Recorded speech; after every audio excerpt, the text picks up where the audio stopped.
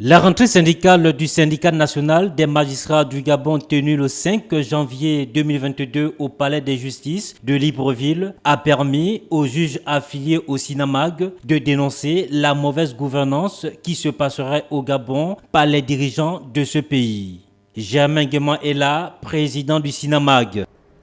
Le pouvoir exécutif ne voudra jamais de notre bien s'il n'est pas contraint de le faire.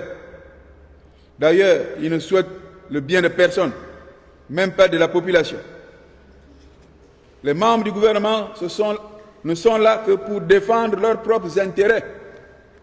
L'amélioration des conditions de vie de la population ne fait pas partie de leur programme gouvernemental.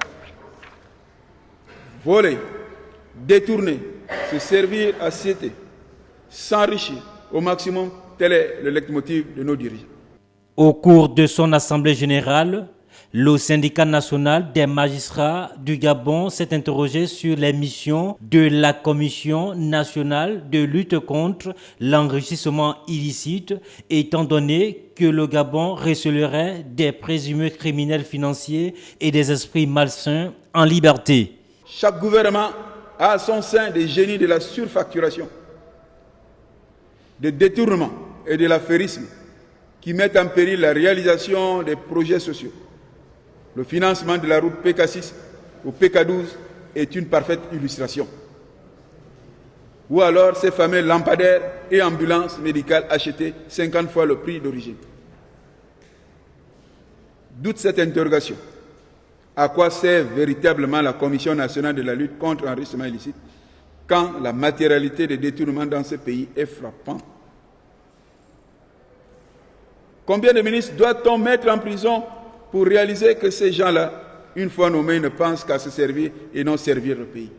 Le SINAMAG s'est également intéressé à l'actualité politico-judiciaire du Gabon ces derniers jours, qui pourrait ressembler à un film morbide avec comme réalisateur le gouvernement de la République gabonaise contre son peuple.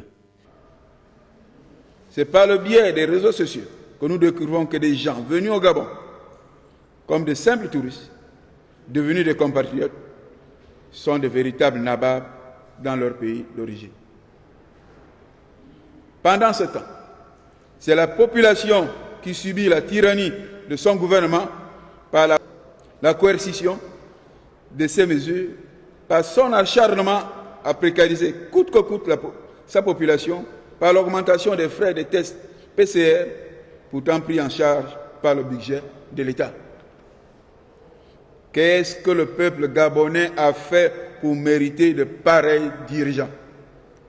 Rappelons que lors de sa rentrée syndicale, le syndicat national des magistrats du Gabon a exprimé sa désolation de voir un gouvernement incapable de satisfaire les Gabonaises et Gabonais en matière des préoccupations qui sont les leurs.